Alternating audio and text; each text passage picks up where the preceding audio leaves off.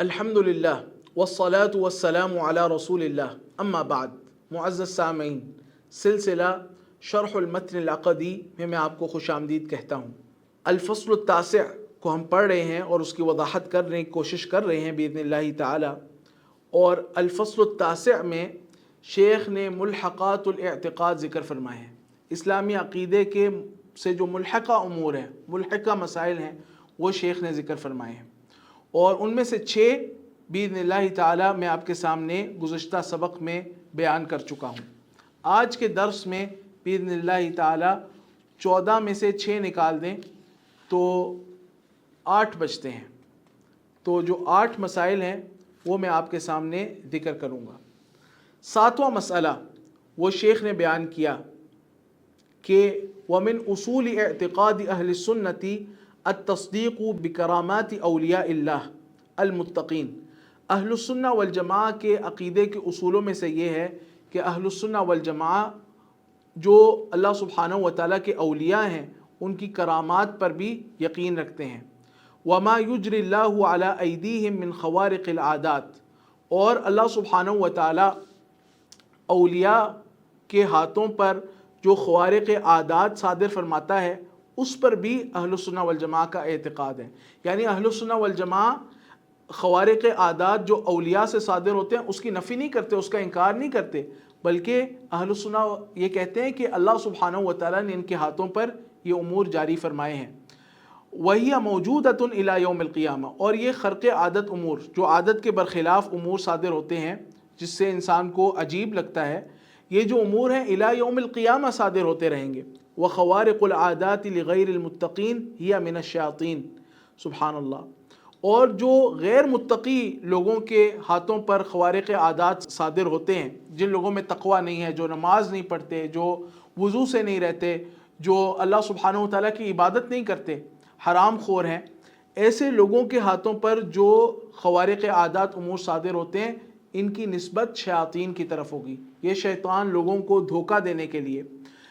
ایسے امور جو ہیں وہ ان کے ہاتھوں پر صادر کرواتے ہیں۔ نمبر 8، وَيَأْمُرُونَ بِالْمَعْرُوفِ وَيَنْهَوْنَ عَنِ الْمُنْكَرِ عَلَى مَا تُوجِبُهُ الشَّرِيعَةُ۔ اہل السنہ والجماعہ امر بالمعروف نہی عن المنکر کرتے ہیں شریعت کی تعلیمات کے مطابق، نہ کہ اپنی رائے اپنی ذوق کے مطابق، بلکہ شریعت نے امر بالمعروف اور نہی عن المنکر کا جن ضوابط کے ساتھ حکم دیا ہے ان ضوابط کی رعایت کرتے ہوئے اہل السنہ والجماعہ امر بالمعروف اور نہی عن المنکر کا فریضہ سر انجام دیتے ہیں۔ 9واں نقطہ، وَيَدِينُونَ بِالنَّصِيحَةِ لِلْأُمَّةِ، اہل السنہ والجماعہ امت کے ساتھ خیر خواہی کرتے ہیں۔ وَيَدْعُونَ إِلَى مَكَارِمِ الْأَخْلَاقِ وَمَحَاسِنِ الْأَعْمَالِ، اہل السنہ والجماعہ اعلیٰ اخلاقیات کی طرف دعوت دیتے ہیں، محاسن اعمال اچھے اعمال کی طرف دعوت دیتے ہیں۔ وَيَأْمُرُونَ بِمَعَالِي الْأُمُورِ وَيَنْهَوْنَ عَنْ صَفْصَافِهَا، بلند اعمال سے کا لوگوں کو حکم دیتے ہیں کہ عالی امور اختیار کرو، اور جو گھٹیا اعمال ہیں رذیل اعمال ہیں ان سے منع فرماتے ہیں۔ نمبر 10، اہل السنہ والجماعہ مخالف کے ساتھ جو خلاف ہے اس کو اس کے مقام پر رکھتے ہیں۔ وَيُنزِلُونَ الْخِلَافَ مَعَ الْمُخْطِئِ مَنزِلَتَهُ، جو مخالف کے ساتھ خلاف کی نوعیت ہے نہ اس کو بڑھاتے ہیں نہ اس کو گھٹاتے ہیں، حقیقت حال کے مطابق اس کے ساتھ اختلاف کرتے ہیں اور رکھتے ہیں۔ سواء کان من اہل السنہ ام من اہل القبلہ ام من غیر المسلمین، یعنی چاہے وہ مخالف ہمارا اہل السنہ کا اپنا ساتھی ہی کیوں نہ ہو، چاہے وہ مخالف اہل قبلہ میں سے ہو جو اہل السنہ کے علاوہ لوگ ہیں ان طوائف میں سے ہو، یا وہ جو مخالف ہے وہ کافر ہو، اصلاً وہ مسلمان ہی نہ ہو، وہ کوئی یہودی ہو کوئی نصرانی ہو۔ اہل السنہ والجماعہ کا کیا طریقہ ہے؟ فَيُعَلِّمُونَ الْحَقِّ، اہل السنہ والجماعہ حق کی تعلیم دیتے ہیں، وَيَرْحَمُونَ الْخَلْقِ، اور مخلوق پر رحم کرتے ہیں۔ یہ بہت پیارے الفاظ ہیں، فَيُعَلِّمُونَ الْحَقِّ، حق کی تعلیم دیتے ہیں، حق کی تعلیم سے نہیں رکتے، لیکن وَيَرْحَمُونَ الْخَلْقِ، مخلوق پر رحمت کا جذبہ بھی اپنے اندر رکھتے ہیں۔ 11واں نقطہ، وَيَرَوْنَ السَّمْعَ وَالطَّاعَةَ لِإِمَامِ الْمُسْلِمِينَ فِي طَاعَةِ اللَّهِ، اہل السنہ والجماعہ کا عقیدہ یہ ہے کہ جو بھی مسلمانوں کا حکمران ہے، چاہے مسلمانوں کا بالعموم حکمران ہو یا مسلمانوں کے خطوں میں منقسم ہو جانے کے بعد مسلمانوں کے خطوں میں سے کسی خطے کا حکمران ہو، جیسے ہمارے ملک پاکستان کے جو حکمران ہیں، اہل السنہ والجماع کا عقیدہ ہے کہ ہم ان کی سماع اور اطاعت کرتے ہیں اللہ سبحانہ و تعالیٰ کی اطاعت میں۔ جب اللہ سبحانہ و تعالیٰ کی اطاعت کے برخلاف وہ ہمیں کوئی حکم دیں جو اللہ تعالیٰ کی نافرمانی پر مبنی ہو تو اس میں ہم ان کی اطاعت نہیں کرتے، لیکن جب تک وہ اللہ تعالیٰ کی اطاعت کے دائرے میں رہتے ہوئے ہمیں حکم دے رہے ہیں ہم ان کی اطاعت کرتے ہیں، اور ہم ان کے ساتھ حج کرتے ہیں، ہم ان کے ساتھ مل کر جہاد کرتے ہیں، ہم ان کے ساتھ مل کر جو جمعے کے اور عیدین کے اجتماعات ہیں ان میں شریک ہوتے ہیں، ہر امام کے ساتھ برن کان او فاجرن، چاہے وہ نیک ہو یا فاجر و فاسق ہو۔ اس میں یہ نہیں دیکھا جاتا کہ امام نیک ہے یا فاسق و فاجر ہے، بس وہ ہمارا امام ہے، وہ امام المسلمین ہے، وہ مسلمانوں کا حکمران ہے، ہم اس کے ساتھ یہ سارے اعمال سر انجام دیں گے۔ 12واں نقطہ وہ یہ ہے وَيَأْمُرُونَ بِالْاجْتِمَاعِ عَلَى الْحَقِّ، اہل سنہ والجماع یہ کہتے ہیں کہ حق پر اکٹھے رہو، اپنی اپنی ٹولیاں نہ بناؤ، اپنی اپنی جماعتیں، اپنے اپنی احزاب، اپنے اپنے گروہ نہ بناؤ، بلکہ حق پر اکٹھے ہو کر رہو۔ وعدم التفرق فی، اور حق کے معاملے میں تفرقہ بازی مبتلا نہ ہو، جیسے اللہ تعالیٰ نے فرمایا واعتصموا بحبل اللہ جمیعا ولا تفرقوا، اللہ کی رسی کو مضبوطی سے تھام لو اور تفرقے میں مت پڑو۔ جو حق اللہ نے نازل کیا ہے اہل سنہ والجماع کہتے ہیں اس کے ساتھ تمسک اختیار کرو اور اس پر اکٹھے ہو جاؤ، اس سے الگ نہ ہو، اس سے جدا نہ ہو، ورنہ افتراق میں چلے جاؤ گے۔ نمبر 13 وَهُمُ الطَّائِفَةُ الْقَائِمَةُ بِأَمْرِ اللَّهِ، اہل السنہ والجماع وہ گروہ ہے کہ جو اللہ سبحانہ و تعالیٰ کے حکم پر قائم ہے،